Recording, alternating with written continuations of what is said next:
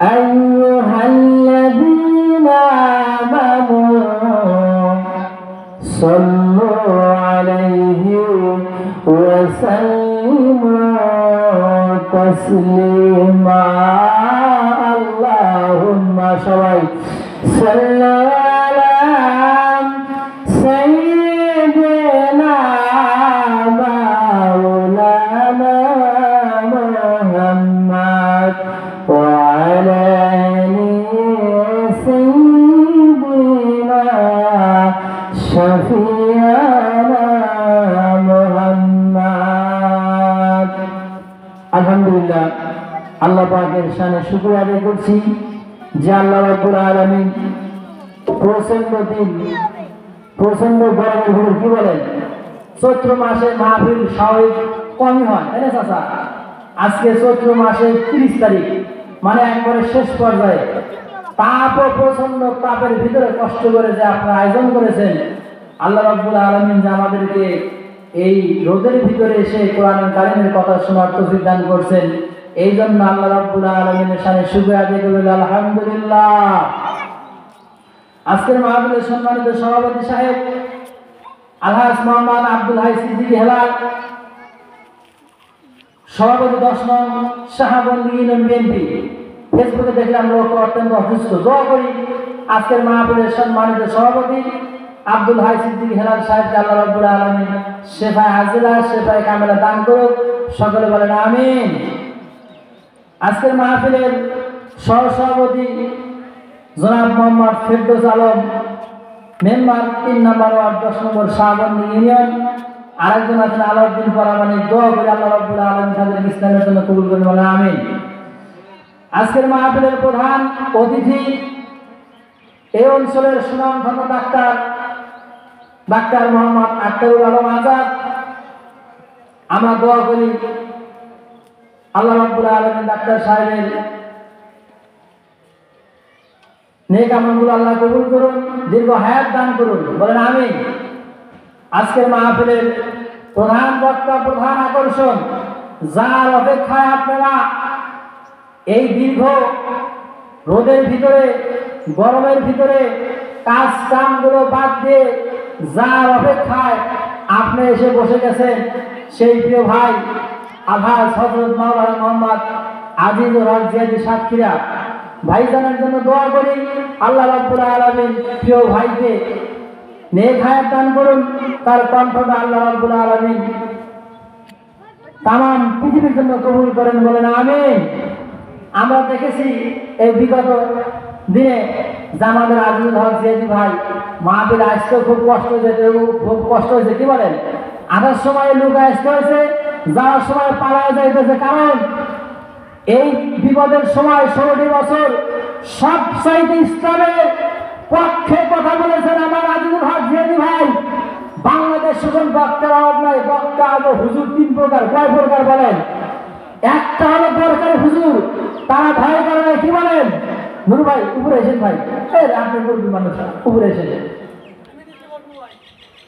দরকারি হুজুর তারা কারো পরোয়া করে নাই, তারা জীবনকে জীবন মনে করে নাই, জীবনের সমস্ত মায়া ত্যাগ করে পুলিশের নির্যাতনের কথা ভুলে একমাত্র আমার মালিক আল্লাহ সুবহানাহু ওয়া তাআলার কথা ভেবে কারো ভয় না নিয়ে তারা ময়দানে কথা বলেছেন, কি বলেন?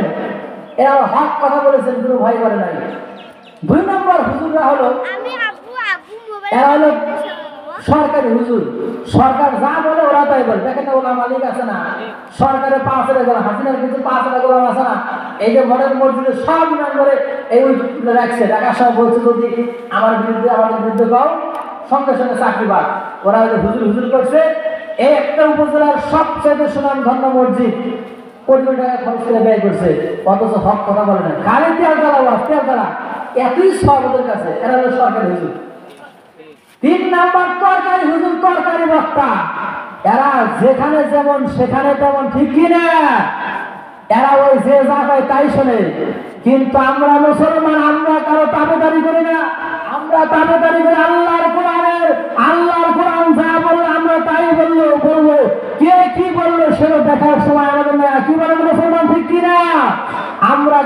দাবি করি না, আল্লাহর কোরআন যা বলবে আমরা সেই অনুযায়ী কথা বলবো। উদাহরণ দিলে বুঝবেন, নেতা হলো আমাদের বিশ্বনবী জনাবে মুহাম্মদুর রাসূলুল্লাহ সাল্লাল্লাহু আলাইহি ওয়াসাল্লাম। কিয়ামতের কঠিন মুসিবতের দিনে বিপদে পড়ে যাওয়ার পরেও নবী আমাদের কাউকে ভুলবেন না।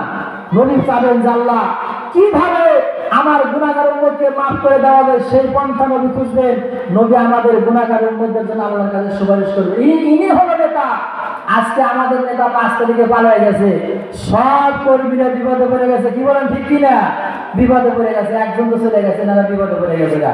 তাহলে যে নবী আমাদের কিয়ামতের ময়দানে ওই বিপদের মধ্যে ভুলবেন না, সেই নবীর প্রতি আমরা দরুদ পড়ি, সকলে বলি সাল্লাল্লাহু আলাইহি ওয়াসাল্লাম। ভাইরা আমার, আমরা সেই জন্য নেতা নির্বাচন করবো আগামী জাতীয় সংসদ নির্বাচনে।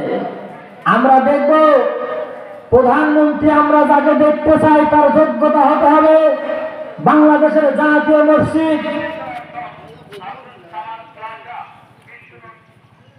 মাইকালা বন্ধ করতে হবে। তোমার হুশ নাই, মাহফিল চলতেছে। আমরা আগামীতে প্রধানমন্ত্রী আমরা তাকে দেখতে চাই যে লোকটা বাইতুল মুকাররম জাতীয় মসজিদে জুমার নামাজের ইমামতি করার যোগ্যতা রাখে। কি বলেন মুসলমান, ঠিক কিনা? তাকে আমরা প্রধানমন্ত্রী হিসেবে দেখতে চাই। আমরা দেখতে চাই আগামীতে এমপি যারা হবে প্রত্যেকটা আসনে বড় বড় মসজিদে যারা ইমামতি করার যোগ্যতা রাখবে তাকে আমরা এমপি হিসেবে দেখতে চাই। কি বলেন? তদ্রুপভাবে আমরা শেরপুর ধুনুরের আসনে এমপি হিসেবে দেখতে চাই। জুমার নামাজে উপজেলার মসজিদে ইমামতি করার যোগ্যতা তাকে আছে, তাকে আমরা দেখতে চাই। কি বলেন মুসলমান, ঠিক কিনা? আমরা এই শাহবন্দিকে ইমাম ভাই ও ইমাম পরিষদ চেয়ারম্যান দেখতে চাই, যারা জনতার মঞ্চে মসজিদের মেম্বারে দাঁড়িয়ে খুতবা দিয়ে নামাজ আদায় করতে পারবে। এই সমস্ত ইমাম আমরা দেখতে চাই। কারণ এনাদের নির্বাচিত করলে পারে এনারা ওই রডের বদলায় বাঁশ দেবে না। কি বলেন? আমাদের এক মন্ত্রী ছিল, নাম হলো আমির হোসেন আমু। ভাই সব নিচে বসেন।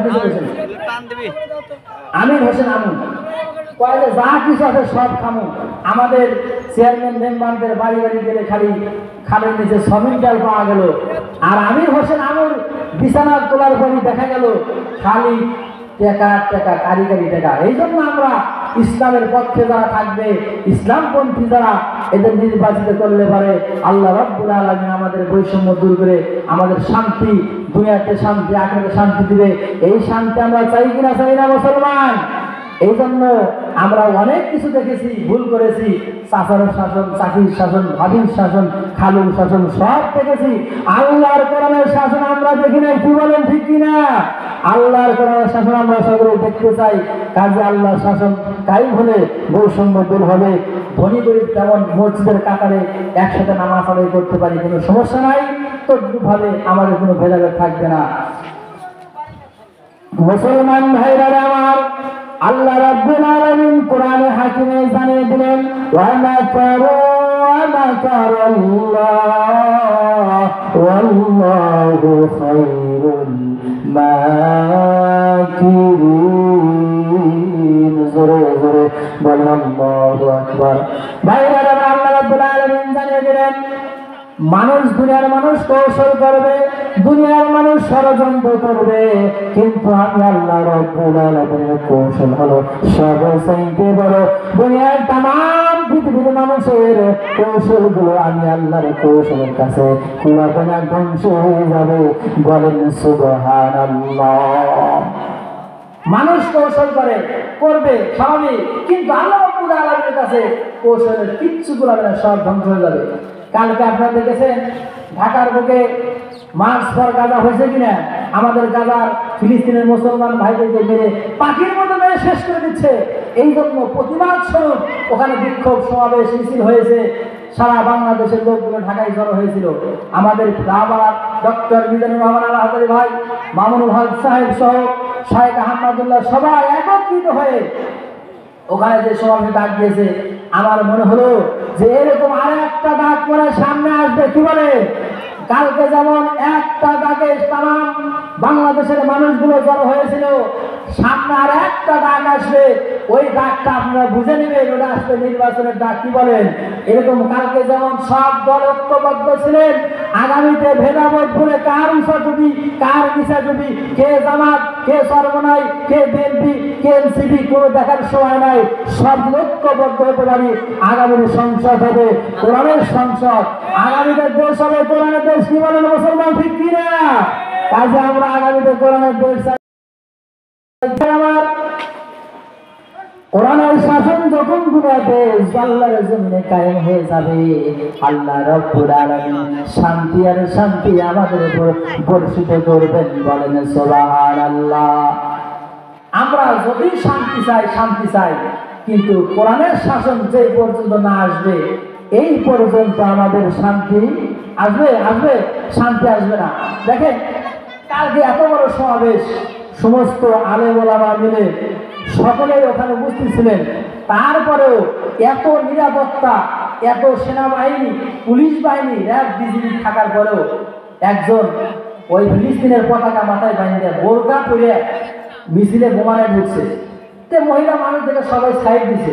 পরে যখন দেখা গেল কি ব্যাপার, মানুষ মহিলা দেখা যায় পুরুষের মতো, হক করে সেনাবাহিনী ধরে ফেলাইছে। ধরে যাওয়ার পরে দেখা যেত আসল মহিলা না, পুরুষ বোরকা টাইনা খুলছে। দেখেন না কালকে টাইনা খোলার পরে দেখে তার কাছে বোমা আছে। জিজ্ঞাসা তুমি কে? স্বীকার হয় না। পরে যখন পেটন শুরু করছে, আদর আপ্যায়ন শুরু করছে, আমি আমলিগ ছাত্রলীগ বলে বোমা কেন? বলে মারার জন্য আছি। আজহারি সাহেবকে মারার জন্য আছে। দেখছেন কারবার? এনারা বিদেশে যাওয়ার পরে কিন্তু বসে নাই, কাজ কিন্তু চলতেছে। কি বলেন? এই জন্য আমাদের সকলকে সতর্ক থাকতে হবে ইনশাআল্লাহ। মুসলমান ভাইরা আমার, আল্লাহ রাব্বুল আলামিন কোরআনুল কারীমের ভিতরে সূরা হাস 41 নম্বর আয়াত আল্লাহ তাআলা জানিয়ে দিলেন, আল্লাযীনা ইম্মাক্কান্নাহুম ফিল আরদি ওয়া কামুস সালাতা ওয়া আতুজ যাকাতা ওয়া আমারু বিল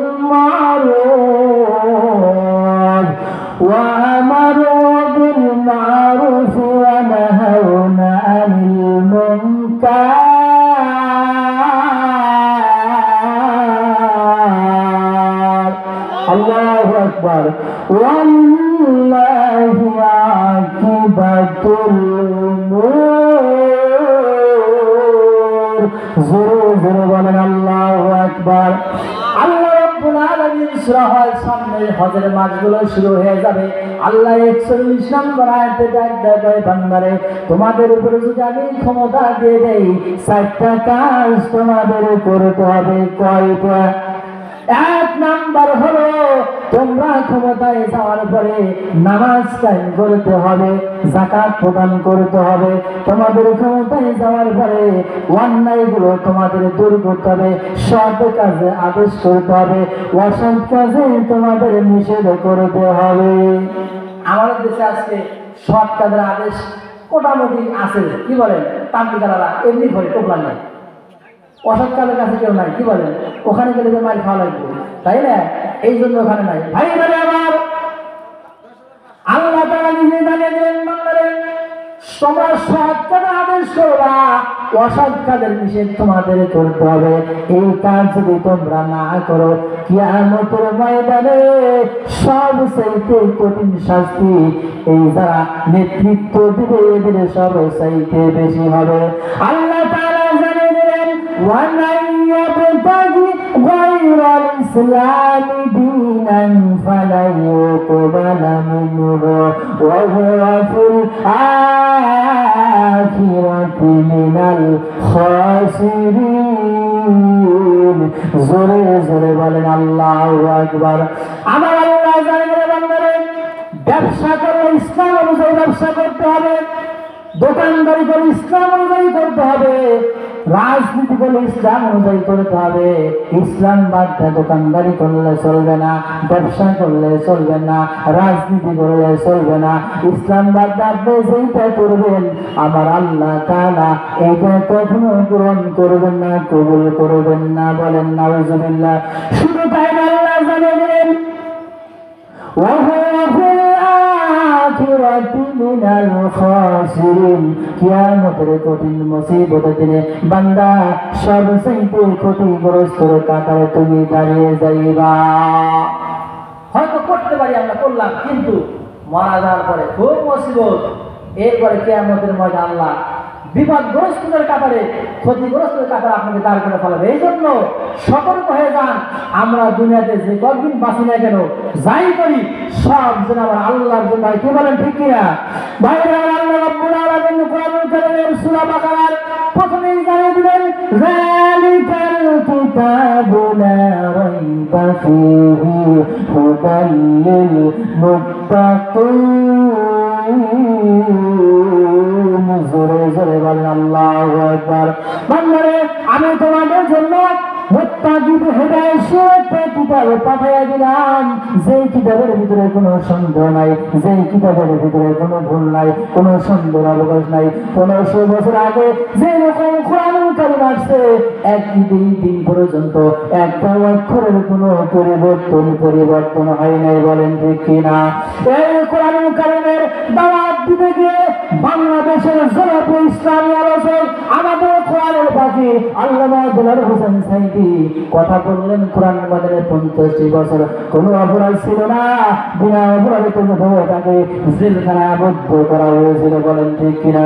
শুধু তাই নয়, মতিউর রহমান নিজামী, আলী হাসান মোহাম্মদ নিজামী, কামরুজ্জামান কাদের মোল্লা, বিএনপির সালাউদ্দিন কাদের চৌধুরী কিনা ভুল মিথ্যা মামলা দেয়া ফাঁসির দড়ি গলায় দিয়ে তাদেরকে হত্যা করা হয়েছে। কি হয় নাই? ভাইরা আমার, আল্লামা সাইদি বেঁচে ছিল, তাকেও দুনিয়ায় থাকতে দিল না। আজকে যদি বেঁচে থাকতো, আমরা জেলখানা থেকে বের হতো কি হতো না?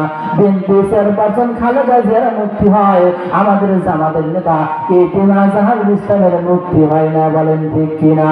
আল্লামা সাইদিকে জেলখানার ভিতরে থেকে বের করে নিয়ে হাসপাতালে নিয়ে গিয়ে বিশাল কিংবদন্তি পুশ করে দুনিয়ার পানি বিদায় করে দিয়েছে।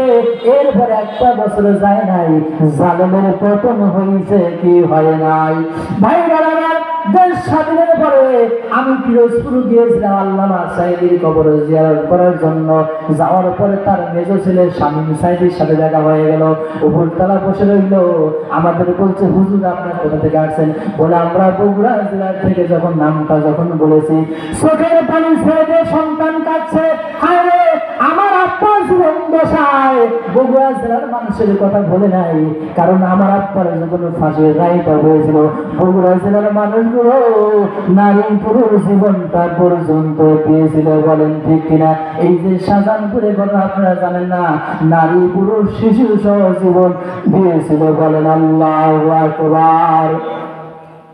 ভাইরা আমার, বলছিলাম আপনার বড় ভাই রাফিক সাইদি আল্লামা সাইদির প্রথম সন্তান অল্প বয়সে 46 বছর বয়সে মারা গেছে। তার আজকে 59তম জন্মদিন চলতেছে। এই দিন আল্লাহ জমিনে পাঠাইছিলেন, কিন্তু জেলখানায় যখন গেলেন, বাবার সাথে যখন সাক্ষাৎ হয়ে যায়, বাবার নির্যাতনের কথাগুলো যখন সন্তান হয়ে শোনে, সন্তান সহ্য করতে পারে না। সন্তান তার বাবার নির্যাতনের দৃশ্য দেখে হাঁটা পরিষ্কার করে ওই জায়গায় কোর্টে ট্রাইব্যুনালে মারা গিয়েছে। 2013 সালে মারা গেছে।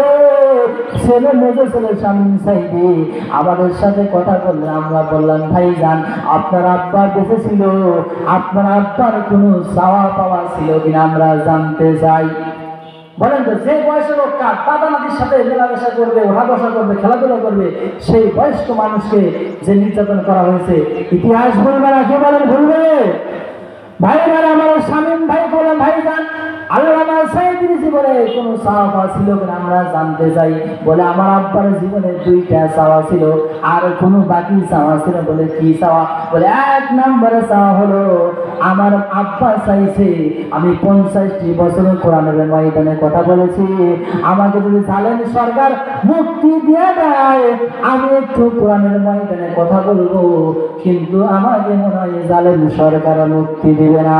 বাবা শামীম আমি যদি ময়দানে কোরআনের ময়দানে কথা বলি, আমার কথাগুলো কি মানুষ কান্দে শুনবে, মানুষ আসবে, শামীম সাইদি চোখের পানি ছেড়ে কান্দে, বলে আব্বা কি বলেন?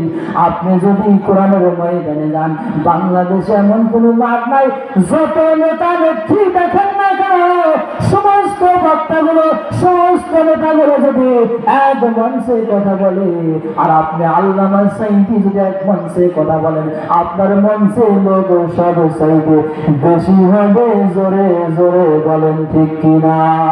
ঠিক কিনা মুসলমান? আজকে 4 বছর পরে আজ হাজি চলে আসছে, আসার পরে আমাদের বাংলাদেশে মাঠ নেই, 4, 5, 10 বড় মাঠ একসাথে করে দিল, লোকজন তাই জায়গা হয় না। কি বলেন? দেখেন না একটা মাহফিলে, আর আল্লামা সাইদি 13 বছর পরে যদি খালি একটা মঞ্চে সাহস পাইতো, যে একটু কথা বলার সময় পাইতো, আমার মনে হয় বাংলাদেশে ওইরকম মাটি তৈরি হয় না। কি বলেন? আর ইসলাম বিজয়ের জন্য আমরা যতই বলি মানুষ আসে না। আল্লামা সাইদি যদি একবার এসে ইসলামের ডাক দিত, আগামীর সংসদ একটা ডাক দেওয়ার সঙ্গে সঙ্গে কোরআনের সংযোগ হয়ে যেত। কি বলেন? ঠিক কিনা মুসলমান? কারণ তিনি সারা জীবনে এটাই চাইছিলেন, কিন্তু শেষ পর্যন্ত হয় নাই। ভাইরা আমার, শামীম ভাইকে বললাম, ভাই আপনার আব্বার জীবনে আর কি আশা আছে একটু জানতে চাই। বলে আমার আব্বা বলেছিল, আমার যে আমি সারাটা জীবন খুলনা আলিয়া মাদ্রাসায় পড়াশোনা করেছি, আমি মারা যাওয়ার পরে খুলনা মাদ্রাসা মসজিদের পাশে যেন আমার কবরটা হয়, এছাড়া আমার বাকি কোনো কিছু চাওয়া পাওয়া নাই। কিন্তু আল্লামা সাইদি মারা গেছে, ঢাকা শহরে জানাজা করতে দিল না, সেই পিরোজপুরে নিয়ে যাওয়ার পরে জানাজা হয়েছে, তার সন্তানগুলোকে বাধা দিয়েছে। তার ছেলে সন্তান শামীম ভাই বলে আর কাঁদে, চোখের পানি ফেলে কাঁদে, আমরা মরা মানুষটা দিয়ে কি করবো? তার উপরে আমার আব্বাকে সঠিক মতো জানাজা আমাদের পড়াইতে দেয় নাই।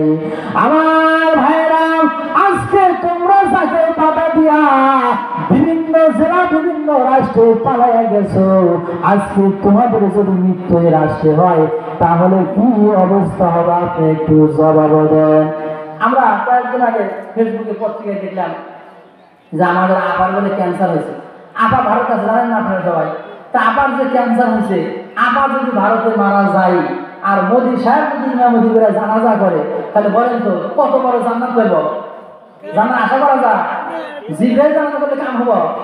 ওর মতো শয়তান নমরুদ ফেরাউনের মধ্যে সবচেয়ে বড় শয়তান। ও যে পরিমাণ ইসলামের ক্ষতি করেছে, আলেমদের ক্ষতি করেছে, হাজার হাজার আমার যুবক ছাত্র ভাইদেরকে হত্যা করেছে, কাজী ওর জানাজার এরকম দৃশ্য হবে না। কি বলে? ওর জানাজা ইংরেজি হবে, মোদি জানাজা করবে, মারা যাবে, ফি নারী জাহান্নামা খালিদিনা ফিহা, সরাসরি জাহান্নামে চলে যাবে। কি বলে? আজকে আল্লামা সাইদি মারা গেছে, সাইদির জানাজা আপনার কবর জিয়ারত করার জন্য শুধু বাংলাদেশ থেকে নয়, রাষ্ট্রের বিভিন্ন জায়গা থেকে তার জন্য দোয়া করার জন্য যাচ্ছে, প্রত্যেকটা দিন যায়। আর ওর বাপের মাজারে উত্তর পেশাব করতে যায় না। এই স্বাধীনের পর দেখেছেন আপনারা? কেউ যায় না। 32 নাম্বার ছেলে পেলেগুলো আমার যুবক ভাইরা 36 নাম্বার করে দিছে। কি বলে দেখি আমার ভাইরা? এই জন্য আপনি আগের উপরে আগের যুগে তাকায় দেখবেন, যারা কোরআনের যারা কথা বলেছে, নবীদের নির্যাতন আছে গাইছে গাইছে নাই, নমরুদ ফেরাউনগুলো ইসলামের বিরোধিতা করেছিল, আল্লাহ রাব্বুল আলামিন নমরুদকে ন্যাংরা মশা তারা বিদায় করেছে, কি করে নাই? আর এই ফেরাউনকে নীল নদের চুবাইয়া মেরেছে। আর বর্তমানে নব্য ফেরাউনকে আল্লাহ রাব্বুল আলামিন ছাত্রদের মাধ্যমে বিদায় করেছে। বলেন ঠিক কিনা? ছেলেপেলে যখন গণভবনে ঢুকে গেল, ওই দিন যদি সেনাপ্রধান যদি বাঁচায় না দিলেন, পালা যদি যেতে সহযোগিতা না করলেন, বিচার ওই দিন হয়ে গেলেন। কি বলেন? এতদিন অপেক্ষা করা লাগে বলে? হ্যাঁ, ছেলেপেলে যেভাবে ঢুকছিল, যার পর দেখলো যে কয় আমি নামাজ পড়ি, আসলে তাহাজ্জুদ করি, এলাকার জন্য মনে করছে, তাই মনে আমাদের প্রধানমন্ত্রী তাই করে, যা পাইল কি মদের বোতল, দায়নামাজ মারতে পাওয়া গেল মদের বোতল। এরপরে যখন ডিপ ফ্রিজ গুলো খোলা হলো, ওখানে পাওয়া গেল কি জানেন? হরিণের রান, মুরগির রান, খাসির রান। আর জনগণ বলে বস্তুর দাম বেশি, আপনারা কাঁঠাল খান। হ্যাঁ, আমাদের বলে কাঁঠাল খান, উনি খায় মুরগির রান। এই তো অবস্থা। আর কি সেই দিন আছে? আর ভাই আমার আল্লাহ রাব্বুল আলামিন কোরআনে হাকিমের ভিতরে সূরা আল-রহমানের ভিতরে মানুষ যখন জান্নাতের ভিতরে পৌঁছে যাবে, হাজার হাজার নিয়ামতগুলো আল্লাহ রাব্বুল আলামিন খাওয়ায় দিবে। আল্লাহ তাআলা আমার নবীকে আল্লাহ হাসরের ময়দানে যখন হাসরের ময়দান যখন কায়েম হয়ে যাবে, হাসরের ময়দান বিচারগুলো যখন শেষ হয়ে যাবে, আল্লাহর কোরআনের পক্ষে যারা থেকেছে, আল্লাহর হুকুম যারা মেনেছে, নবীর আদর্শ মেনে যারা কবরে যারা চলে গেছে, এই লোকগুলোকে যখন কিয়ামতের ময়দানে বিচার কমপ্লিট হয়ে গেল, বিচার কমপ্লিট হয়ে যাওয়ার পরে আল্লাহ জান্নাতের ভিতরে বসতে দিবেন। এইরকম মাহফিলের একটা আয়োজন করা হবে। আয়োজন করার পরে আল্লাহ তাআলা দাউদ পয়গম্বরকে ডাক দেন, দাউদ রে, তোর উপরে জাবুর কিতাব নাযিল করেছিলাম, তোকে সবচাইতে সুন্দর কণ্ঠ আমি দান করেছিলাম। দাউদ রে, তুমি একটু জান্নাতের ভিতরে একটু কোরআন কারীম তেলাওয়াত করে শোনায় দাও। ভাই আমার দাউদ পয়গম্বরকে আল্লাহ এত সুন্দর কণ্ঠ দান করেছিলেন। দাউদ পয়গম্বর যখন নদীর কিনারায় জাবুর কিতাব তেলাওয়াত করতো, দাউদের তেলাওয়াত শোনার জন্য সমুদ্রের মাঝ বলে এসে তেলাওয়াত শুনতে পারেন। সুবহানাল্লাহ। ভাইরা আমার দাউদ পয়গম্বর যখন ঘরের ভিতরে কোরআন শরীফ তেলাওয়াত করতো, দাউদ পয়গম্বর যখন ঘরের ভিতরে তেলাওয়াত করতো, সমস্ত পাখিগুলো দাউদ পয়গম্বরের ঘরের চালার উপরে এসে বসে বসে তার তেলাওয়াত করে শুনতো। দাউদ পয়গম্বর জঙ্গলের ভিতরে যখন তেলাওয়াত করতো, বড় বড় হিংস্র প্রাণীগুলো ওই দাউদ পয়গম্বরের তেলাওয়াত শোনার জন্য এসে এসে বসে রইত। আল্লাহ বলেন, দাউদ রে, তোমার উপর কোরআন কারীম আমি তালিম করি নাই, তুমি কোরআন কারীম তেলাওয়াত একটু শোনায় দাও। দাউদ বলে, আল্লাহ গো, আমার উপর কোরআন কারীম নাযিল নাই, আমি কেমনে তেলাওয়াত করব, আমি তো পড়তে পারি না। আল্লাহ রাব্বুল আলামিন শাহাদাত আঙ্গুল করে দাউদ পয়গম্বরের দিকে যখন ধরবেন, সঙ্গে সঙ্গে কোরআন কারীম গুলো দাউদ পয়গম্বরের সিনার ভিতরে উড়ে যাবে। বলেন আল্লাহু আকবার। দাউদ বলল, আল্লাহ কোন সূরা তেলাওয়াত করব? আল্লাহ বলল, দাউদ রে, তোমাকে দায়িত্ব দিলাম, তুমি সূরা 16 নম্বর পারা 20 নম্বর সূরা তোহা তুমি তেলাওয়াত করে জান্নাতীদের শোনায় দাও। এই সূরার ভিতরে আল্লাহ তাআলা একটা আয়াত নাযিল করেছেন, মিনহা খালাকনাকুম ওয়া ফিহা নুঈদুকুম ওয়া মিনহা নুখরিজুকুম তারাতান উখরা।